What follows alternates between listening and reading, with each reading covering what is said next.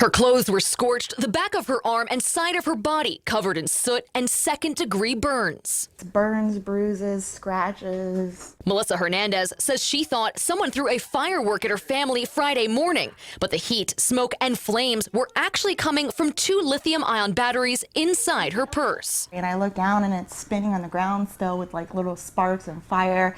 And I turn to the right and my aunt's throwing water in her eye and she's like screaming. Her aunt's face was burned and the wounds are painful. Can you take it back? But luckily, none of Hernandez's 5 children were hurt from the explosion. The batteries were spares the Riverview mom uses for her vape device.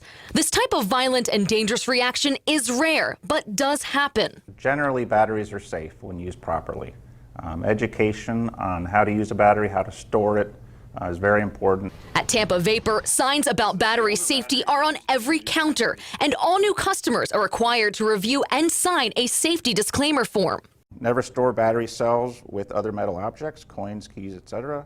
If used improperly, cells can explode, vent, or burst into flame. Because there are different size batteries too. Sinshak says lithium-ion batteries need to be charged properly, always stored in a case or box that keeps them separated, and replaced every 6 to 8 months.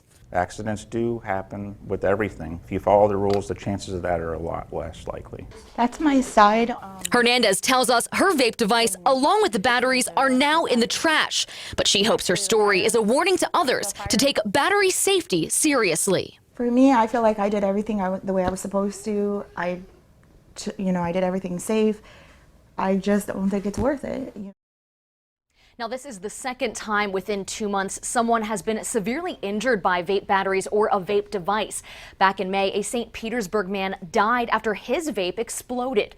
In that case, officials say the shrapnel killed the 39-year-old and the blast sparked a fire inside his home. Chris? So again, Catherine, what's the best advice for those who use vape pens? Don't reuse batteries?